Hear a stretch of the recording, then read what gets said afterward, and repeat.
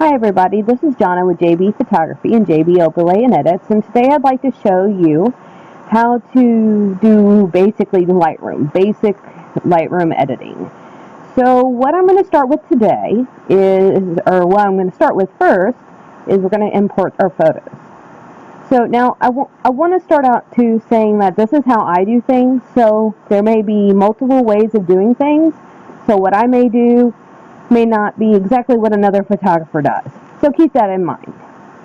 Okay, so to import your photos, I always go to File, Import Photos and Videos,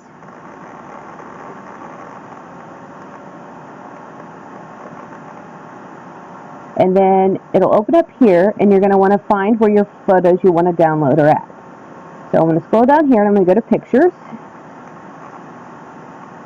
I'm going to do this folder here.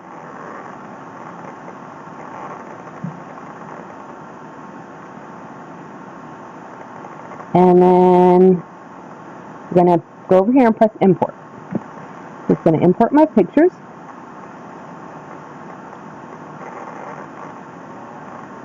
Alright, so as you can tell, these are or have already been edited, but I could still kind of give you some ideas on what to do. Okay, so up here at the top you'll see Library, Develop, Map, Book, Slideshow, Print, and Web. So the main thing I'm going to talk about today is on the Develop part of it. So developing allows you to basically edit your pictures. So you have different tools up here, and of course you have your histogram. So here you have your crop overlay, your spot removal, red eye, gradient filter, radial filter, and your adjustment brush. So I'll get to those here in a little bit. So let's first start off with this stuff here. So oftentimes you're going to get pictures that are going to be needing a little bit of color correction. So that's what the temperature is here for. And that's pretty cut and dry. Up and down for the color, same for the tint, and so on. Now in Lightroom 5, it's a little different than in past versions, I noticed. At least before this one, I was using, I think, 3, and then I went to 5. They had a little bit different panel over here for me, but these again are basic adjustments: exposure, contrast, highlights, shadows, whites, and blacks. So the highlights can really come in handy for pictures that have blown out skies. So let's see if I can find one here. So I already fixed all these. So we'll just use this one. This is my little man here. And so we're gonna, if you notice, if you slide it all the way down, it brings the highlights down. And then it can do the opposite effect. And of course the shadows and whites and blacks. And then of course you have your clarity and vibrance and saturation over here. Tonal curve, you know, honestly, I don't use it too often. Sometimes play with it, but I think it messes with the color a little too much. So I usually leave that alone. Now, a trick that I have found, and I'm sure many other photographers know about this, but for those who may not, this panel here is very useful for skin issues, and especially when they're red or orange, or even if they're blue.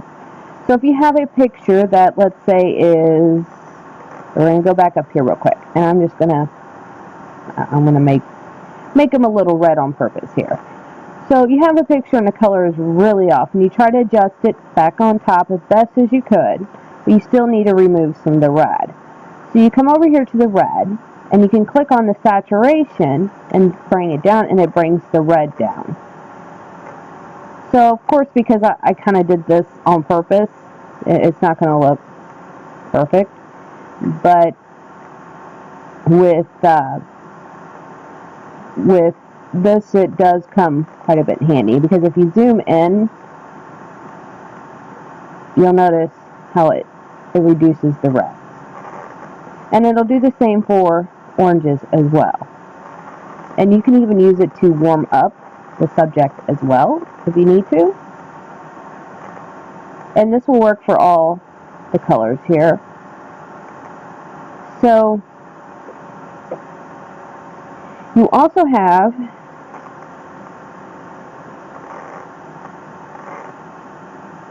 You also can click on all, which is what I basically did. I did color. And click on all. And then that'll also give you all of the colors. So, or you can just click on red, orange, yellow, things like that. Okay, so split toning, honestly, I don't ever really use either. I hate to sound kind of like a dummy, but I really don't really know what it's used for. I never seen a need to use it. It looks like playing around, I guess, with some of the coloring, which I guess could be kind of fun to play with. And that's what I find a lot of times with these is, we're going to reset that, is sometimes you just have to play.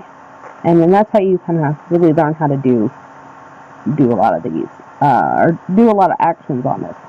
Okay, so the next area is the details. The details is pretty simple, and it's basically your sharpening. So to play around with that, noise reduction, it'll reduce the noise.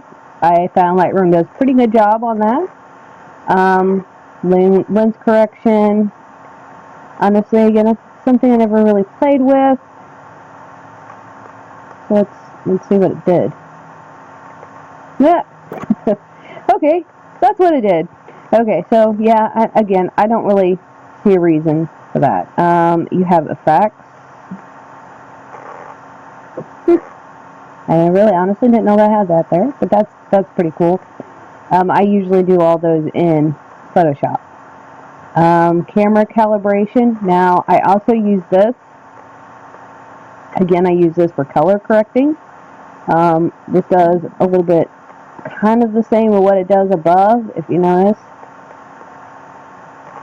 But it does seem to do a little differently, especially if I have a lot of a certain color. Okay, so I'm going to reset that, and that's basically how you use that basic panel. It's really simple, really easy, really cut and dry. Okay, so for myself, again, like I said, there's going to be other ways to do this. The adjustment brush, I found really, it is useful to use that. You basically, and I had a bunch of brushes on here. Oh, I still do. There they are. Okay, so you go to custom, click on custom, and then you can add, I don't know, we'll add clarity. And then you can scroll wheel for your mouse to make it bigger, if you'd like. And that'll add the clarity. Now, the key here is that if you needed to do another one, you click new, click on there, and then we're going to do like add color. If you just click done, it is, and then you try to go back to it, you're essentially you're adding more color to it. So you're going to have to click new, and then do another one. So I'm just making this extreme to kind of show what I'm showing here. Okay, so that's basically what that is. You can find plenty of brushes for Lightroom. I don't offer any myself, but you can find some online, both free and to be paid for. I think I had Paint the Moon, but I could be wrong. I know I purchased some not too long ago, and I don't quite remember exactly what it was, so I apologize about that. The spot healing tool, or spot removal, it's good for minor things, but if you're trying to get into details, honestly, I would take it to Photoshop. Red eye I've never really needed. I'm an outdoor photographer. Crop overlay. You could do it that way. Honestly, that's probably about one of the only shortcuts I use. I just press R and then drag to where I want it, and then R again. So let's say I wanted to crop this one, R, and it crops it. That's about what, I find it easier that way. So now the last thing that you're going to want to do is export. Now there's going to be many different ways you can do this. So really, I'm just going to kind of give you a real quick rundown. What I use, again, there's going to be different ways to do this. So export location, I always do same folder as original file. I put it in a subfolder. I usually edit, put the name of the client. From there, I don't do any resize. I always keep my file settings JPEG, sRGB, and then quality at 100. Image sizing I don't do, and I don't do the watermark. I always do all of those later on down the road. So once you do all that, you basically hit export. You don't have to put it in a subfolder. You have other options you can do, but that's how I do it, and that's just what I found the easiest. So I hope you found this useful. If you have any questions, I'll do my best to answer it. If not, I'm sure I can find somebody who does know the answer. I hope you have a great night, and